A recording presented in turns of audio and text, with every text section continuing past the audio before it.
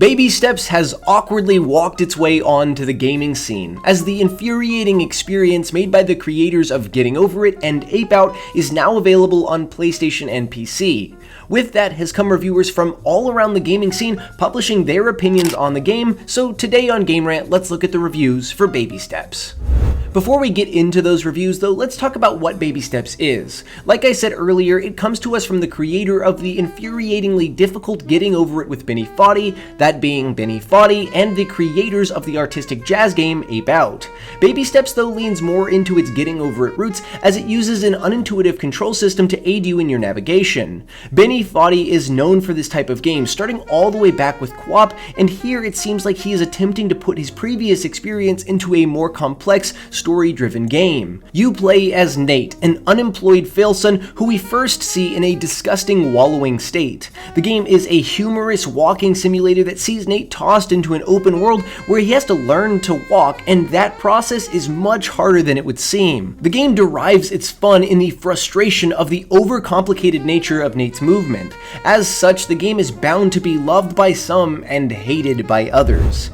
But now that the game is out and the review embargo has been lifted, we can see how much disparity in opinion there truly is. The game currently sits at a fair 74%, with 64% of critics recommending it. Usually though, with this kind of rating, it's a lot of 7s out of 10s, but not so much for Baby Steps. A lot of the reviews either sit high at 8s and 9s, or they sit low at 5s and 6s. It's a polarizing experience. On the low end, you have reviewers like Ethan Krieger from DualShockers giving it a scathing 4 out of 10, stating, "You'll painfully wander aimlessly for hours. You'll cringe hard at the humor that gets way too gratuitous, gross, and vulgar, completely unjustifiably." This becomes a mostly mean-spirited game that even wants to drive you insane with the soundtrack. There was also Marcus Kenneth from CG Magazine who gave the game a 6.5 out of 10, saying Baby Steps, no pun intended, seems like a step backward for Bennett Foddy and team, losing the battle between fun and frustrating. Frustrating and annoying always wins when it comes to Baby Steps. But then completely on the other end of the spectrum, you have reviewers like IGN's Travis Northup who gave Baby Steps a 9 out of 10, saying Baby Steps is an infuriating ordeal of intentionally awkward physics that's brutal, unbelievably stupid, and downright awesome.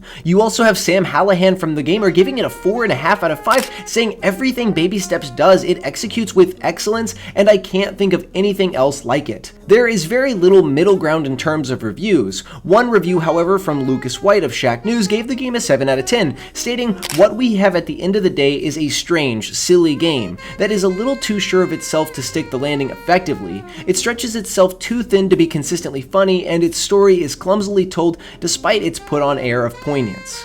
All this led to me wondering how Baby Steps was performing for players though. At the time of writing, Baby Steps sits at a player count peak of only 1,004, a surprisingly low number considering its more public marketing push. It definitely feels like a game that'll get bigger over time though, as more and more people see clips of it on the internet. But right now, the few people who are playing it are seeming to enjoy it, with it having positive reviews on Steam.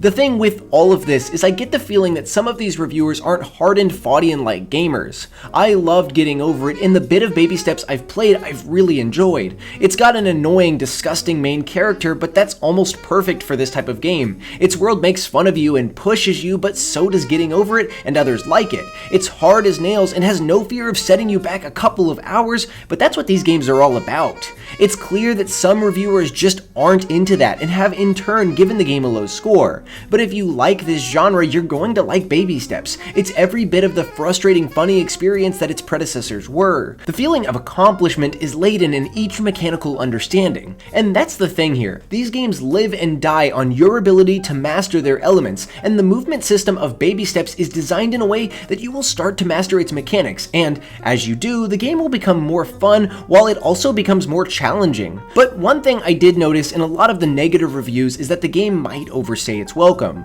That's the tricky part with a game like this. It's imperative that careful pacing perfects its duration, and it seems like this one might run a little too long. Baby Steps is a Foddian game for those of us who like Foddian games. It's not for everyone, but even if you don't want to play it yourself, it's one of those games you can watch someone else stream and join along in their frustration. And ultimately, its reviews reflect this polarizing nature. Regardless, those were the reviews for Baby Steps. Will you be picking it up and falling down, or is this an easy pass? Let us know down in the comments, and for everything else, keep it right here at Game Rant.